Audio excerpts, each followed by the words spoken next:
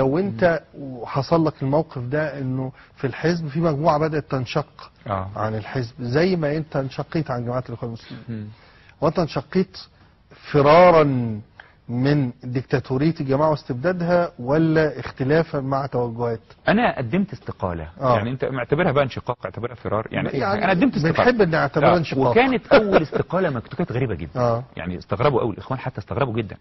حتى يعني مثلا لما شافها بعض اساتذتنا قال لي دي فيها 15 سنه سجن. قلت له انا قاصر. اعتراف بالتنظيم. طبعا اعتراف. كانت فين بقى؟ في 96 في عز البتاع. فلا قلت له لا.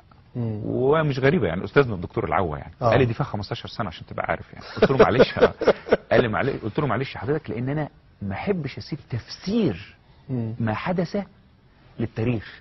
واحد يقول اصل كان كذا، اصل كان في مشكله، اصل كان في خناقه مش عارف ايه، اصل كان هذا كلام غير صحيح. وبعدين الاخوان نفسهم استغربوا، قال لك الله كاتب لنا استقاله ما حصلتش من ايام 54 يعني، ما كانتش حصلت قبل كده. اهم عنوان للاستقاله دي، اهم سبب هما الحاجتين اللي حضرتك اتكلمت عنهم. اولا في خلاف فكري. في خلاف فكري. يعني انا حسيت ان مع الزمن من 86 وانا بدات من بعد وفاه الاستاذ عمر التلمساني وانا بدات احس ان لا، في اختلاف فكري. يعني الاخوان مع احترامي وتقديري يعني الطرح بتاعهم على انه الدين. من يتفق مع الدين، ومن يختلف يبقى مختلف مع الدين. انا كنت شايف نفسي غير كده خالص. انا شايف ان انا الطرح بتاعي هو فهم للدين، فهم بشري.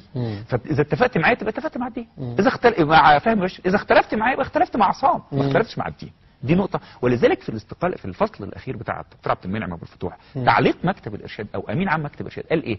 مش فاكر. خروج عن قال كده يبقى هو نقض العهد مع الله. كارثة. مين اللي قال إن أنت بتشتغل في شركتي يبقى ده عهد مع الله؟ أو بتشتغل في جماعتي أو في حزبي؟ أنت مش عهد مع الله. يعني إن أنت بتشتغل عادي جدا، بنتفق مع بعض، بنختلف تاني يوم، بتمشي أنا بمشي أي حد. يعني دي نقطة مهمة. النقطة الثانية، الوظيفتين الدعوية والسياسية ما ينفعش الجمع بينهم. دي وظيفة دعوية ودي وظيفة سياسية. كنت بزعل قوي لما نخبط على حد نديله شنطة رمضان وبعد شهرين نخبط عليه تاني مش هنديله صوتنا. اقول له فاكرني؟ طبعا يفكرك. طب انا مرشح نفسي في الانتخابات اللي جايه. هيقول لي لا يا نبي ابراهيم، يعني ده هيقول لي مش هنتخبك، ده يبقى قليل الذوق. لا، في حل واحد انه يخش يجيب شنطة رمضان. انا بقى مقتنع بالفكرة الحزب السياسي. يعني ايه الحزب السياسي؟ ان انا ادخل مجلس الشعب، اعيد منظومه القوانين بتوزع الثروه من غير ما اوزع شنطه رمضان، تروح لك بشنطه رمضان لغايه بيتك على انها حق لك.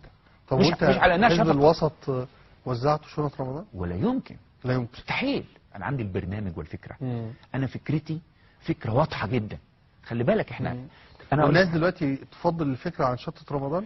مش مهم الناس دلوقتي، ما انا لازم اخد الناس بايدها وارتقي بيها، ودي شغلانه الحزب السياسي. الحل الراهن دلوقتي، الحل الراهن ربما يبقى في ناس تفضل شنطه رمضان.